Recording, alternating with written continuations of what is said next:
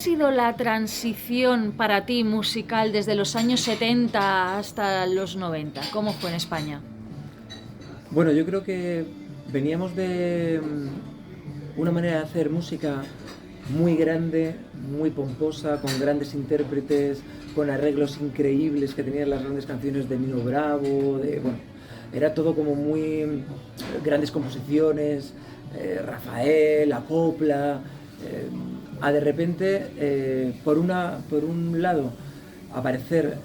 la canción Protesta, que era la canción de simplemente un tipo con una guitarra acústica, un poco siguiendo la senda de Dylan o bueno, de tanta gente, ¿no? Eh, que intentaban hablar sobre los derechos de la gente y de los problemas que había debido a la dictadura. Y una vez fallecido Franco, hay una super explosión de gente que quiere hacer cosas, que quiere expresar con mayor o menor fortuna, o con mayor y menor talento, eh, para ir en contra de esa dinámica que había habido durante el franquismo. ¿Qué es lo que pasa? Que la gente quería hacer cosas divertidas, cosas diferentes, pero no siempre estaban sustentadas en un nivel, vamos a decir, artístico. De hecho, estaba muy bien visto, o mejor dicho, estaba mal visto si montabas una banda a principios de los 80 con la movida y demás y cantabas muy bien, ¿no? Todo se trataba de que fuera lo más alejado de los Camilo Sesto de turno, de los Nino Bravos, todos los grandes cantantes que había dado la comunidad valenciana, bueno, en fin.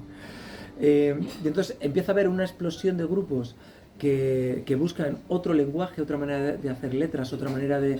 expresión,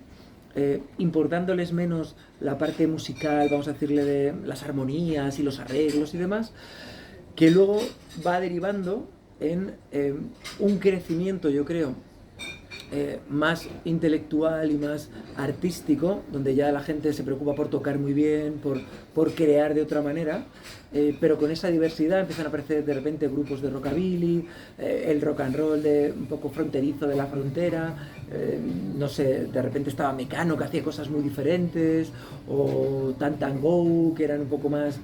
sofisticados, presuntos implicados. Empieza la gente a hacer grandes bandas, grandes canciones, grandes arreglos, pero con esa diversidad que creo que con el tiempo se ha ido perdiendo y se ha vuelto a ir cerrando a un perfil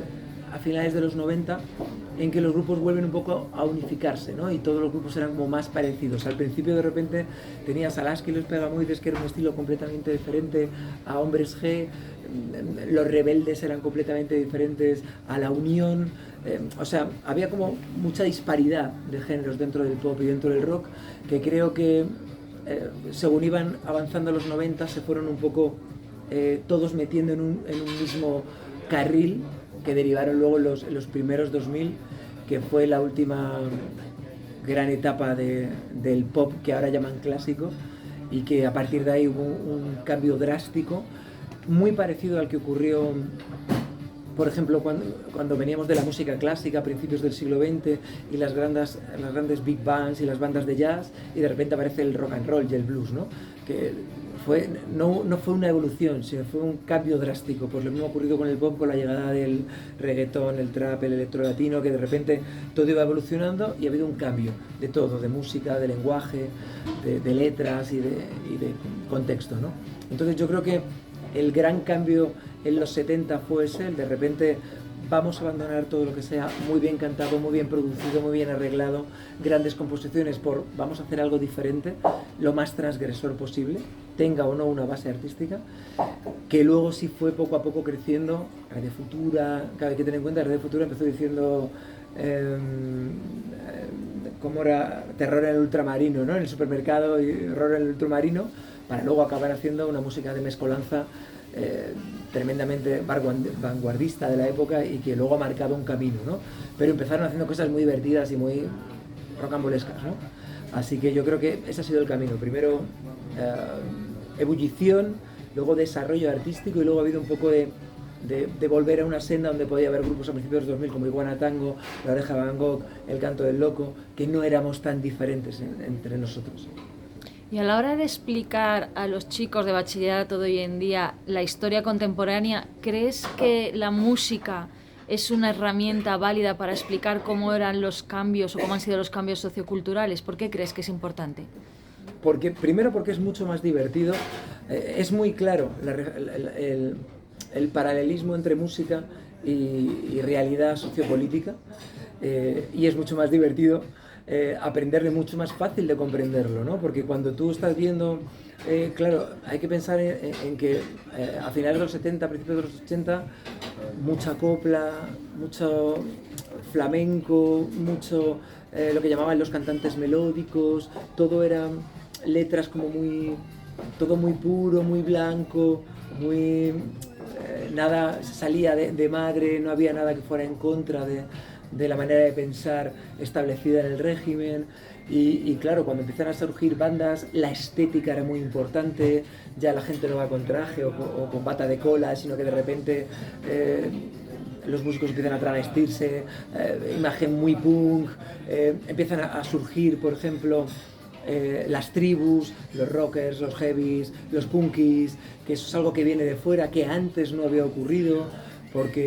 o había ocurrido pero de una manera muy matizada, ¿no? El rock tarda en llegar aquí, entonces esa apertura que se produce en la sociedad permite que los mods, que todo esto pueda adentrarse en la música, ¿no? Los medios de comunicación se abren, el tipo de letras que la gente empieza a contar historias desde lo más naif y surrealista hasta cosas verdaderamente que eran impensables que alguien se pudiera hablar pues eso, de homosexualidad o no sé, de temas políticos. El rock, de repente, a principios de los 80 surge Barón Rojo con mucha crítica social, Leño anteriormente, hablar de las drogas, la estética con las drogas. De repente es una ruptura tan grande que te permite entender lo que había ocurrido como ruptura en la sociedad y en el ambiente político, ¿no? Yo creo que lo interesante es que verdaderamente los jóvenes que construyeron el país que ahora conocemos eran los jóvenes que se emocionaban con esa música y que vivían la música de una manera muy diferente a como se vive ahora, porque ahora hay otras cosas, están los videojuegos, está el fútbol, está Netflix y hay un montón de cosas, YouTube, pero antes no, antes la música era como la única vía de ser rebelde, ¿no? Pues ya está, muchísimas gracias.